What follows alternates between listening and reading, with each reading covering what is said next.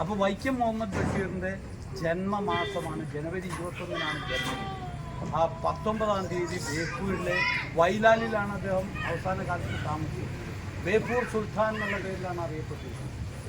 അപ്പോൾ ആ അദ്ദേഹത്തിൻ്റെ വൈലാലിലെ വസതിയിൽ നിന്ന് ഞങ്ങൾ അദ്ദേഹത്തിൻ്റെ ജന്മസ്ഥലത്തേക്ക് ഒരു യാത്ര വന്നതാണ്. എൻ്റെ ഗ്രൂപ്പിലുള്ള അംഗങ്ങളാണ് ഇവരൊക്കെ. അപ്പോൾ ഞങ്ങൾ ഇന്ന് അദ്ദേഹത്തിൻ്റെ നീലവെളിച്ചം എന്ന് പറയുന്ന കഥ സിനിമയാക്കിയിട്ട് ഭാർഗവി നിലയം സിനിമ കേട്ടില്ലേ?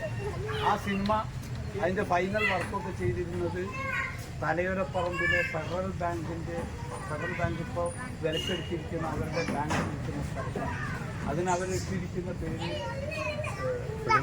ഫെഡറൽ നിലയം എന്നാണ്. അതിനകത്ത് ആ കഥയിൽ പറയുന്ന കിണറും അതുപോലെയുള്ള സാധനങ്ങളൊക്കെ സംരക്ഷിച്ചിരിക്കുന്നു. പോയി കണ്ടിട്ടുണ്ടായിരുന്നു.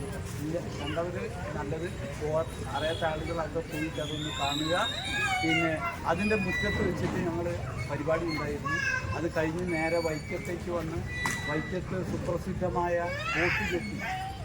വോട്ട് ചെട്ടിയിൽ വെച്ചിട്ടാണ് അവിടെ മഹാത്മാഗാന്ധി വന്നതും മഹാത്മാഗാന്ധിയെ ഞാൻ ആദ്യമായിട്ട് തൊട്ടു എന്ന് പറഞ്ഞൊരു വലിയ കഥയും വൈക്കം മുഹമ്മദ്. അപ്പോൾ ആ സ്ഥലത്ത് പോയിട്ട് അവിടെയും ഇതുപോലെ ആളുകൾ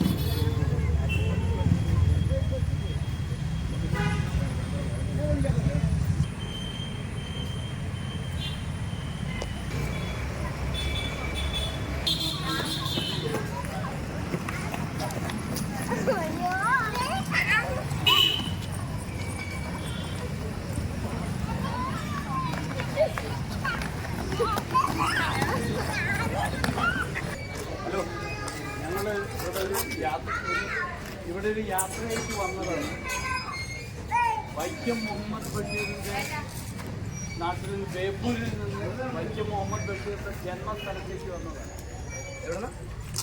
ബേപ്പൂർ വൈക്കം മുഹമ്മദ് ബഷീർ ജീവിച്ചിരുന്ന സ്ഥലം, അദ്ദേഹത്തിൻ്റെ ജന്മസ്ഥലത്തേക്ക് വന്നതാണ്. ഓക്കെ. അപ്പോൾ വൈക്കം മുഹമ്മദ് ബഷീർ ഒരു മെജീഷ്യനായിരുന്നു. നിങ്ങൾക്കറിയാമോ? അറിയോ? എഴുത്തുകാരൻ മാത്രമല്ല, ഒന്ന് ക്ലോസായിട്ട് നിന്നാൽ ഒരു മാജിക് കാണിക്കാം. Please come closer. ലേശം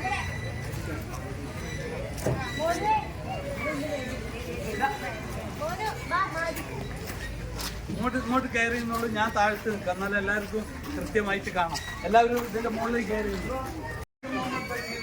ശിഷ്യനാണ് ഞാൻ. എന്നെ മാജിക് പഠിപ്പിച്ചിട്ടുണ്ട്. വൈക്കം മുഹമ്മദ് ബഷീറിനെ എഴുത്തുകാരനായിട്ടല്ല നിങ്ങൾക്ക് അറിയുള്ളൂ, പക്ഷേ അതൊരു മജീഷ്യൻ കൂടിയാണ്.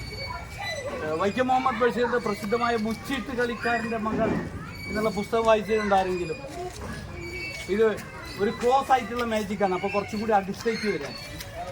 സാധാരണ മാജിക് കാണിക്കുമ്പോൾ ദൂരേക്ക് നിൽക്കാനാണ് പറയാം, പക്ഷേ ഇത് ക്ലോസ് മാജിക്കാണ്, അടുത്തേക്ക് വന്നത്. ഈ കാർഡ് എല്ലാവർക്കും കാണാവോ? എല്ലാവരും കാണണം. കാണാത്ത ആളുകൾ അങ്ങോട്ട് കയറി ഇങ്ങോട്ട് കാണാവോ? ഇത് എന്താ കാട്ടെ? ആണോ? ചീട്ട് കളിക്കാരൊന്നുമില്ലേ ഇവിടെ? ഉണ്ടോ? ഇതിൻ്റെ പേരെന്താണ്? ആസ് എന്ന് മാത്രം പറഞ്ഞാൽ കംപ്ലീറ്റ് ആവില്ല. ആരാ നല്ല ചീട്ട് കളിക്കാരി ഉണ്ടല്ലോ ഇവിടെ.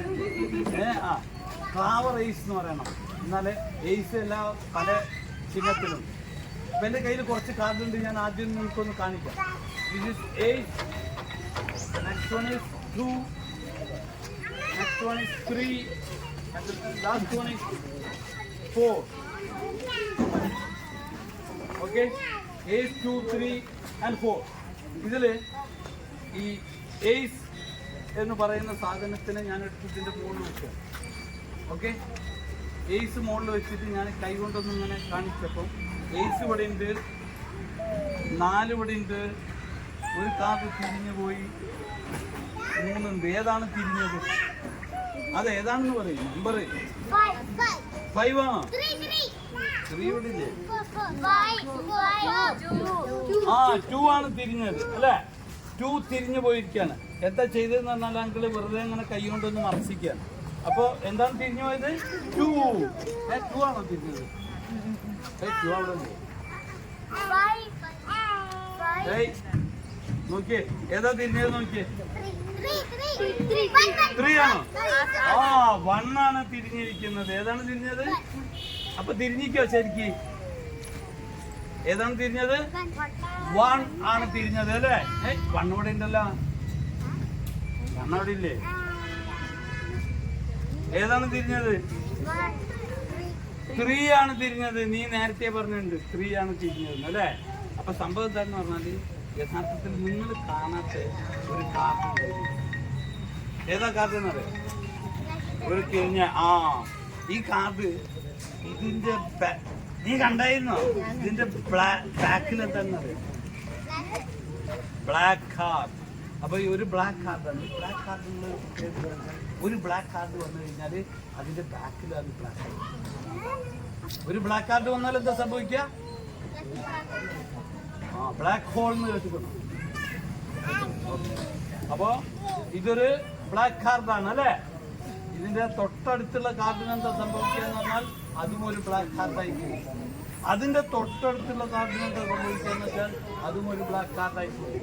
അതിന്റെ തൊട്ടടുത്തുള്ള കാർഡിന് എന്താ സംഭവിക്കുക എന്ന് വെച്ചാൽ അപ്പൊ 1, 2, 3, 4 എന്നൊക്കെ വെറുതെ തോന്നിയതാണ്. ശരിക്കും ഏതാണ് ഇതൊക്കെ? Black hole. മനസ്സിലായോ? So this is called black arc magic. എന്താണ് ബ്ലാക്ക് ആർക്ക്? എല്ലാവർക്കും